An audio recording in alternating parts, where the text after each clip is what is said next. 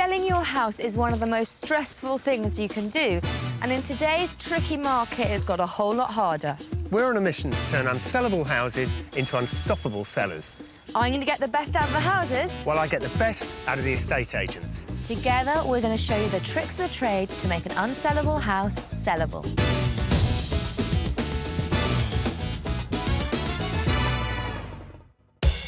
Coming up on today's programme, this Edwardian beauty has been left on the shelf for over 4 months. There is just layer after layer of accumulation here. When Sophie sees what's been left on the owner's shelves, it takes her over the edge. To the point of madness. And to get this house moving, John gets serious with the agent. Are there things you as an agent can be doing better?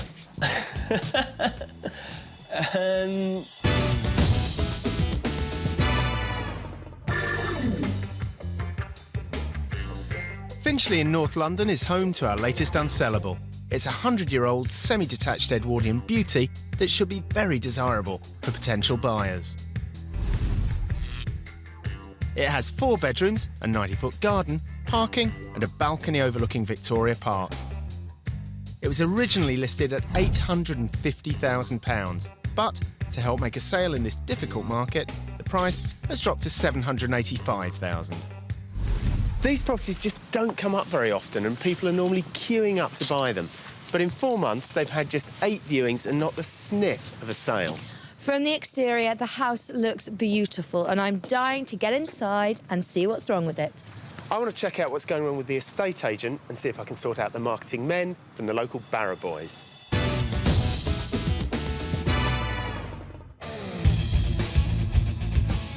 Meet the Bryants. Anne and their thrash metal-loving son Jay have been living in John's childhood home for the last 20 years, and they've spent the last 2 decades filling the house to its rafters. You suddenly look around and think, oh my God, what are we going to do with all this stuff? So a lot of the original features that were here are still here if you know where to look. But after almost 30 years of marriage, medical secretary Anne and media manager John have decided to go their separate ways. Although it's an amicable split, they are desperate to move out to start their new lives. Well, like all relationships, I think, sometimes you hit troubled waters, and so we've decided to divorce. And we knew that part of that would be we would have to sell the house for us both to have a separate place to live. But they have yet to receive a single offer. I think one of the things that we'd counted on, because it's always been that way, is that the moment we wanted to sell this house, we were going to be able to ask pretty much what we wanted. Even in a poor market, a property as unique as this should be snapped up. So what's the problem? We don't want to decorate because we're not here for very long. But on the other hand, we have people coming around to look at it, but we've kind of lost heart in doing things because we want to sell and do our own things.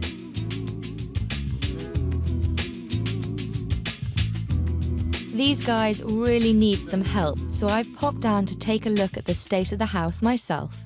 I am really, really excited. This is a beautiful Edwardian house, bang across from the park. And the best bit, it's still got its original dome on. There's only 2 houses on the street that have them left. Can't wait to see what's inside. Maybe next time I shouldn't judge a book by its cover. This beautiful old house with its original features is shrouded in darkness. Wow, this house is distinctly bohemian. Got Hessian on the walls. Oh, well, Hessian actually coming off the walls. Not what potential buyers want to see. This bohemian hangout is less boho and more steptoe. There's just so much stuff in this room, to the point of madness. First impressions are everything, and this dark front room is giving the impression of a dirty old junk shop. What is a fridge doing in here? Maybe for the stiff drink I'm going to need. So let's see what's behind the screen. I have never seen a house with this much clutter. What's that? Is it really necessary? Being in this house is like stepping into a time warp. This is one kitchen whose groovy days are gone. I think this once was a door. Back here, you just got unpainted plywood. I can see the wall here, the tiles are all fallen apart. The 1960s chocolate and cream coloured scheme leaves you feeling pretty nauseous. But if you think the kitchen is scary, upstairs is terrifying.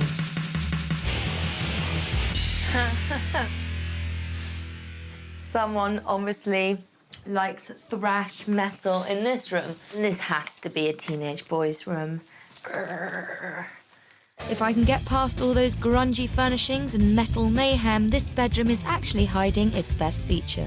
I wonder what's out here. Wow. Nice sized balcony overlooking the park.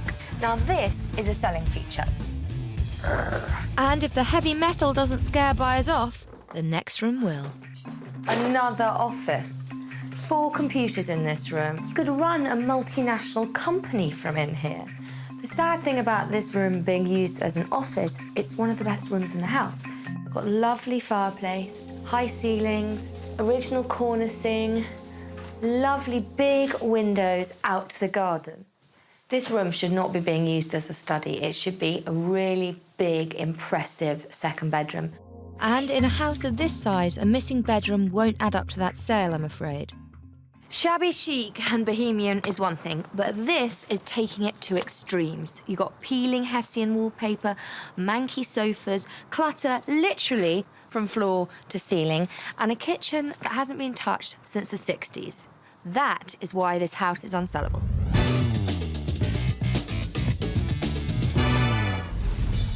A house as unique as the Bryants should have been instantly snapped up.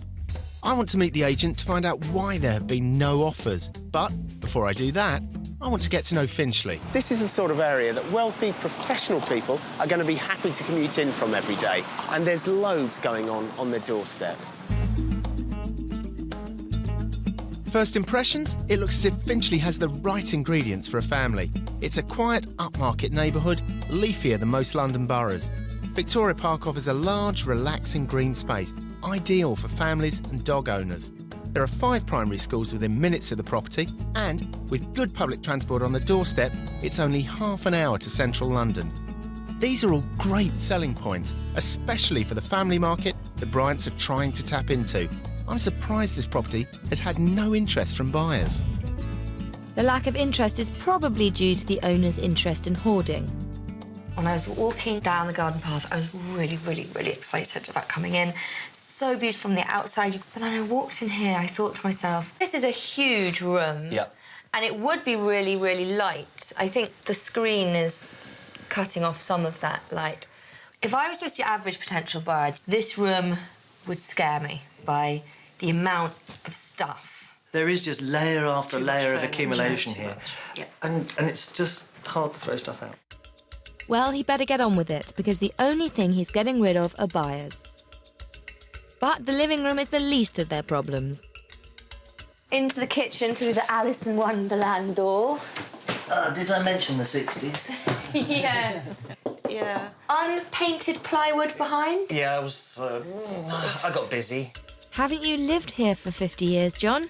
You have a dark kitchen, and then Patterns. you paint the cupboards brown and put, like, patterned linoleum. Exposed brickwork? Well, I was Yes. going to just level that up. Potential buyers can really be put off by an out-of-date kitchen. They also need to be able to clearly see the function of each room, which leads me upstairs to John's office. When someone's coming around a house of this size, they expect to see a certain amount of bedrooms. This is one of the best rooms in the house. This would make an absolutely stonking bedroom. Well, it was my bedroom when I was a kid. This room will need to be turned back into a bedroom. Although offices are great, you're still a bit short of bedroom space up here. Yes, well, It's going to be a fun job. Thank you. Yeah, it's going to be a busy weekend. Well, Sophie definitely has her work cut out. So, before I go to meet the agent, I want to find out who the ideal target market is. To find out who might be interested in the house, I'm going to talk to some local people and see what they would be looking for in the area. Hey, I mean, it's a good place for families to move to. Yes, I think it is. It's good for families, especially because I think schools are key to the whole thing. Yeah. Families, the sort of buyer that will snap up the Bryant's Finchley home. This leafy suburb has a close-knit community feel, and it's just outside central London. But it's still quite quick to get into town. Yeah, you've got 2 tube stations. Yeah. You've got Finchley Central and West Finchley. What about sort of places to go out? You got different type of restaurants from different community, all over the world. So it's quite a sort of cosmopolitan It is, area. it is, it is, it is. Great shops, great schools. This is a bustling, vibrant community. This looks very much like the sort of area that families would love to live in. There's no doubt that Finchley has a lot to offer, yet it's cheaper than its incredibly expensive neighbours, Hampstead and Highgate. It's the overspill from people wanting to live in affluent neighbourhoods like these that the Bryant's agents should target. There are buyers out there. We've just got to find them. The location is right, the outside is right, but the big problem with this unsellable is the accumulation of junk. It's time to battle the Bryant's masses of mess. Jay is 13. I don't think he's read this interesting little story for a while. Putting your favourite knickknacks into storage can be painful, but in the long run it hurts less than the sting of an unsold property. These shoes, judging by the dust on them, haven't been used for a while, so I think it's fair to put them in there. So the junk is heading out of the door, which is where the grungy old furniture is heading to. It's always a good idea to save what you can. 2, 3. But these are beyond repair. And it's time to say sayonara to the cluttered office behind the Japanese screen. When you have a large living room like this one, it's best not to cut down its size. Fewer obstructions mean more light and more space. Finally, that Hessian wallpaper is getting the sack, and the large pieces of furniture are removed. Now that I can see the potential in this property, I can start my plan for turning this home from a seller's nightmare into a buyer's dream. Despite the Bryant's troubles, the properties in and around the Finchley area are still selling, and I've tracked down some hot properties that were unstoppable when they went on sale. 3 bedrooms, 90-foot garden, original features. On the market for 6 months. Sold for £405,000. 3 bedrooms, end of terrace, large garden. On the market for 1 month. Sold for £330,000. 5-bed semi-detached, ensuite bathroom, 2-car garage, 1 month on the market. Sold for £675,000. After the declutter and with all the furniture moved out, we can get moving on the design plan. I think 2 offices is too many, so we're going to get rid of John's office and move Anne's studio upstairs. Now, I want to make more of a feature of that lovely balcony, so I'm going to move Jay out of the small room, put Anne in, and give him the big bedroom. In the kitchen, we're going to lose the 60s chocolate and cream and go for a colour that's easier to digest. Jay's old room will be converted into a modern office space, maximising the view. John's office will be turned into a double bedroom, making the most of its size. The main work will be on the living room. It will be turned back into one large space, so buyers can instantly see how big this Edwardian house is. White paint will further enhance the sense of space. I'll put in a distinct dining area and the new furnishings will give it a homely feel. John and Anne have 2 agents on the case, and in my book, that's a mistake. 2 agents means a shared commission, and this can mean less motivation to sell. I'm meeting their agent Edward, who has delivered the majority of the viewers so far. I'm hoping he can give me some answers. So, Edward, tell me about the house. OK, so it's a double-fronted, semi-detached Edwardian house directly opposite Victoria Park. We've had a few viewings on the property, but no interest. What sort of person would be buying this house? It's a big house, so it's not really going to be for somebody, a single person. They're going to be second-time buyers. A young married couple, almost certainly with a child. Good. He knows who to target, but is he looking in the right place? Are there things you as an agent can be doing better? Bar walking the streets and shouting out, there's a house in Edwardian Park Road for sale. There's only so much that we can do.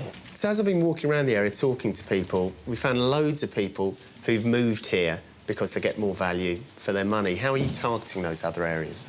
It's a good question. You do what you can with regards to advertising. Have you thought about bypassing the local papers and going straight to the nationals. If I can see that I think it's actually going to work, you know, I'd be open to it. This sounds like a good idea. Now, I know they've got the house on with dual agents. How do you feel about that? In principle, I don't have a problem with it.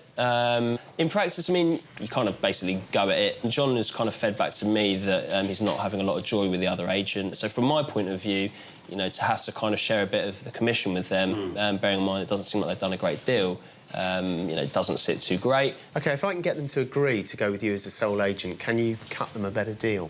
If they can give me some commitment from them, then I'm happy to give them commitment from myself. That's what I want to hear. Using one agent will mean they'll work harder to get the property sold. From your point of view, I think it's great that we can get you as the sole agent. I also think it's a really good idea to look at getting ads in the nationals. Does that all sound good with you? Yeah, definitely. We might even get more than 785. Yeah. We can get them into a bidding war. Let's hope so. If Edward can splash some cash on advertising further afield, it will help to get the Bryant's house sold faster. If you want to avoid being in the same position as the Bryants, with your property stagnating on the market, here are some tips that can help you get your house moving. Don't be afraid of trying to negotiate a better deal with your agent. After all, they are desperate for your business right now, so get yourself the best deal you can. Don't be afraid of going with a newly established estate agent. They may not have the name, but they might bring enthusiasm, fresh ideas and a real determination to sell your property. If you have a property as unique as John and Anne's, the chances are it's not just locals who'll be interested in it. So look outside your area for those potential buyers. When we first met John and Anne Bryant, their marriage had broken down and they were keen to go their separate ways. With their house more like a junk store, there was no offer, just clutter in sight. We've all been stuck here. They were with two agents trying to sell to buyers who just weren't there. It's made life very difficult. Then the unsellables came in. Sofie and friends had a smashing time getting rid of all the old junk. I've asked the agent to widen the marketing net. Now I just need to talk John and Anne into going with the one agent. I am cracking on so John and Anne can move on. First, their 60s kitchen is going to become history. The dated lino, dowdy cabinets and plywood backsplash are being brought into this century. New flooring can give rooms a lift. Now, this lino is cost-effective, quick to install, and it's going to give this kitchen a complete facelift. When dealing with kitchens, the cleaner, the better. So we're painting the tacky tiles white and applying cheap yet effective vinyl on the cabinets. That is fantastic. It's all right, isn't it? We are concealing John's plywood backdrop with some shiny stainless steel to match the stove.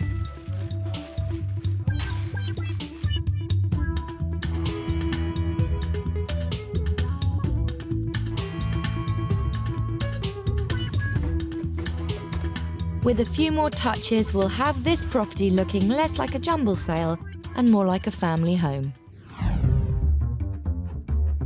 Now that agent Edward is keen to pick up the reins on the sale, I have to convince the couple to lose their other agent. But in a troubled market, less is more could be a tough sell. I think they need to make a choice, so I've asked them here for a chat. So why did they go for two agents in the first place? It's because we're divorcing, just for democracy. We picked an agent each, and that stemmed from us both getting independent valuations on the house. I mean, I think democracy's a great idea when it comes to running countries and things. I'm not sure about flogging your house. You should go with one agent, and I think you should dump the agent you have the doubts about, providing you both agreed on that. We are agreed on that. Great. Going with just one agent is the right thing to do. But that doesn't mean they shouldn't keep up the pressure. And also put pressure on them to, you know, spend a little bit of money on marketing that, getting a big ad in the papers and really marketing it to people out of the area. You can sell houses to people in Finchley, but maybe there are people in Barnet, maybe there are people in Highgate who will think, I can get much more for my money here. Marketing from central London out makes a lot of sense. Fantastic. The last few months must have been hard for the Bryants, but to move on to their new lives, they now have focus and a strategy. Now they just need to find a buyer.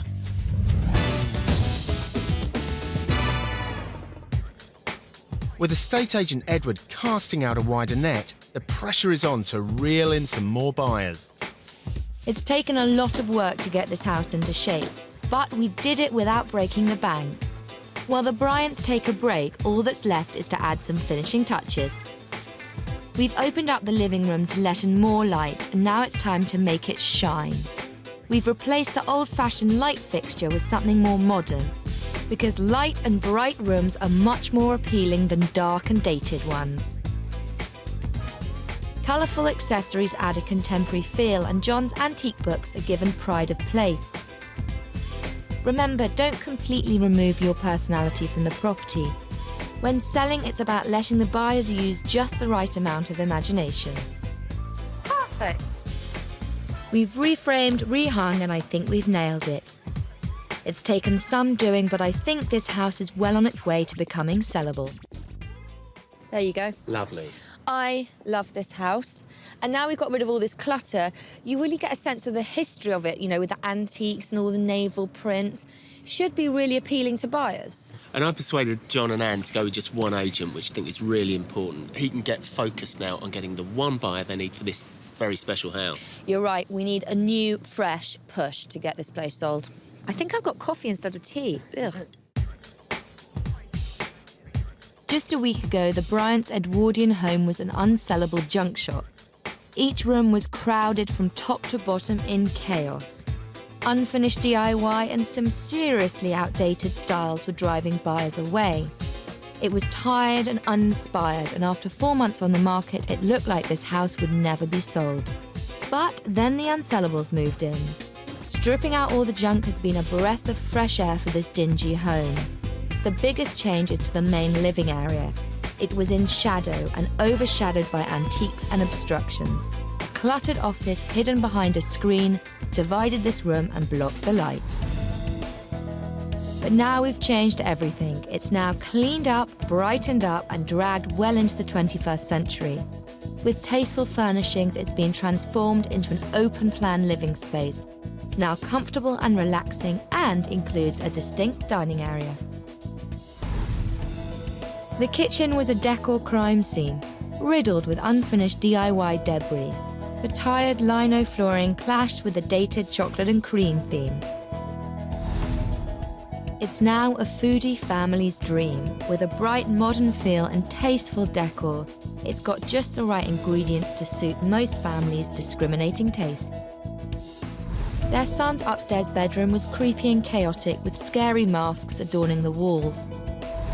After a spruce-up, this room is the ideal home office for prospective buyers. By clearing up the mess, viewers can now get to the room's fantastic balcony. Another room was being used as an office, disguising its large size. You wouldn't have known it was a beautiful master bedroom.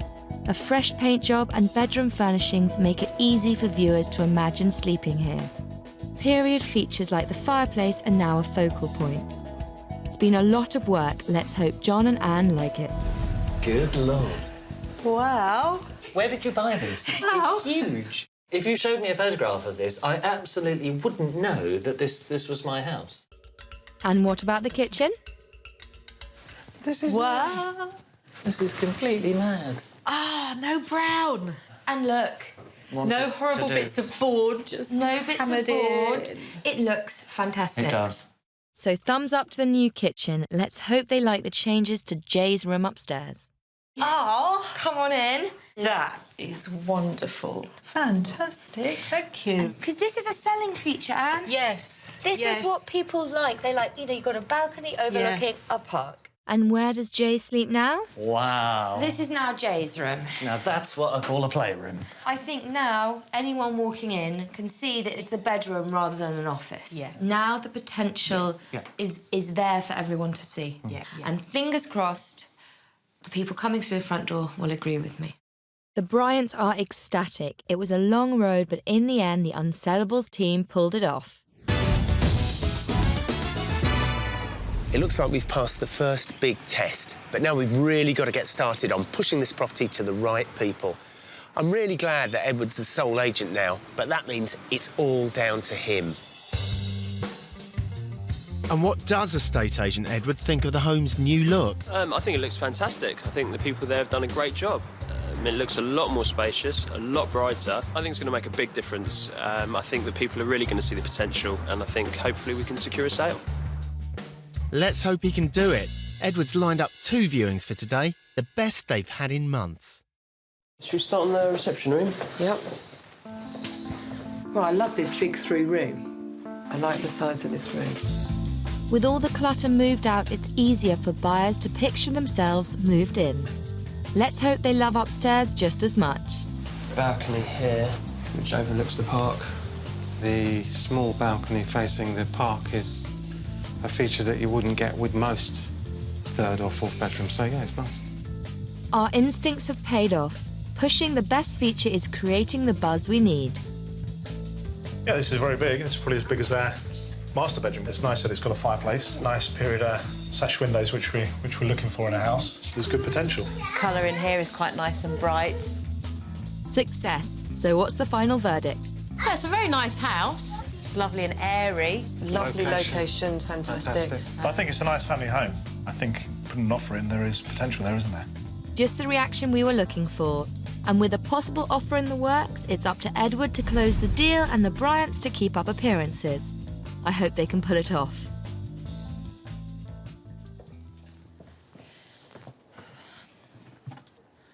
You know what, John? I'm going to be quite sad to leave this house because I really, really love it. And I just hope that buyers appreciate how much potential is in this house.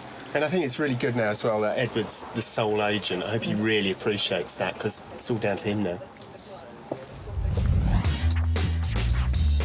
It's been 6 weeks, and since then there's been some real progress.